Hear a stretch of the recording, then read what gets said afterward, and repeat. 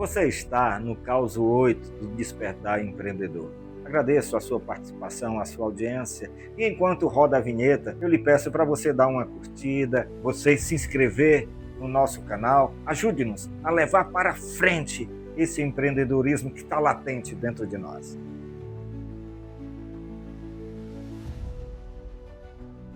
No caso 8, eu poderia chamar assim, do fundo do poço ao cheiro de frango assado. Tá curioso em saber por quê, né? Mas vamos lá. Depois de fechar a mega farmácia e encarar o baque financeiro mais duro da minha vida, me parecia que tudo estava em silêncio perdido. Mas aquele silêncio grita por dentro, me incomodava, me machucava, mas me fazia pensar sempre adiante. E a dor de desmontar sonhos e ainda sustentar uma família, puxa vida, confesso, a frustração foi grande.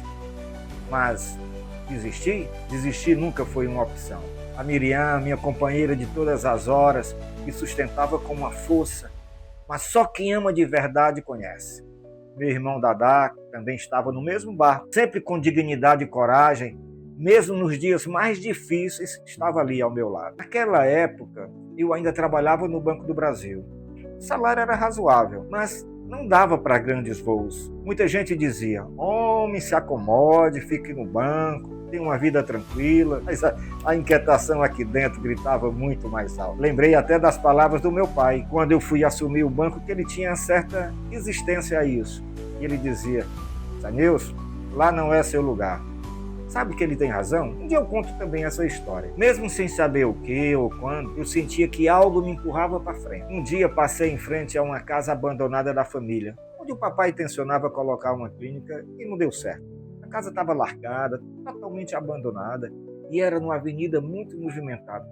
Aquilo me chamou a atenção e me deu assim um insight de que poderia ser uma possibilidade. Na mesma semana, esperando um frango assar, eu estava indo levar para o almoço, observei uma pequena venda na esquina. Estrutura simples, mas o cheiro era forte, muito movimento, gente comprando, e aquilo me despertou. Realmente eu tive um insight. Por que eu não monto uma venda de frango? Lá naquela casa, sem capital, não precisava ter luxo, só bastava ter esforço e coragem. Falei com a Miriam, ela não se animou muito, mas como sempre me apoiou. E aí eu tomei coragem. Liguei para a minha irmã, que era a nova proprietária da casa, colocou o imóvel inteiramente à disposição. E ali estava o sinal. Hora de voar. Limpei a casa com a ajuda de um rapaz indicado por um amigo. E esse mesmo rapaz era um polivalente. Ele virou o meu churrasqueiro e logo depois virou um cozinheiro de mão cheia. Uma churrasqueira simples, uma mesinha, um panfleto, xerocado, né? Um banco e pronto. Eu mesmo vendia, eu mesmo entregava. E a sobra do dia virava o almoço, virava a janta. Eu brincava que a gente comia tanto frango que a gente estava criando asa de tanto comê-los. Mas o negócio cresceu, aos poucos ia crescendo.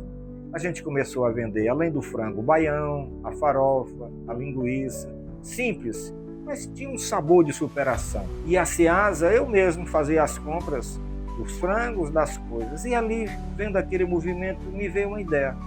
Por que não acoplar na venda do frango um pouco de fruta, de ovos, de verdura? E comecei a sonhar com uma mercearia, uma quintanda. Fui a um armazém, pedi crédito para isso, já que eu não tinha dinheiro nem capital. Lá tem uma rua movimentada em Fortaleza, onde é cheio de armazém, cheio de depósitos que vendem esses secos e molhados. E eu fui lá e procurei um senhor que eu não conhecia, mas que fui indicado, o senhor Zé Stênio. Expliquei a ele tudo, dizendo o que estava querendo, como é que estava a minha vida. Pedi um pouco daqueles que a gente tem que pedir, confiança. E a resposta dele foi uma resposta inesperada.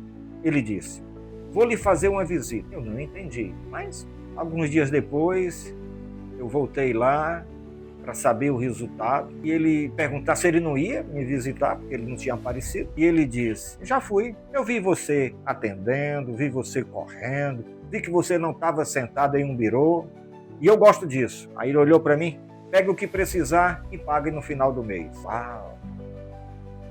Foi uma oportunidade.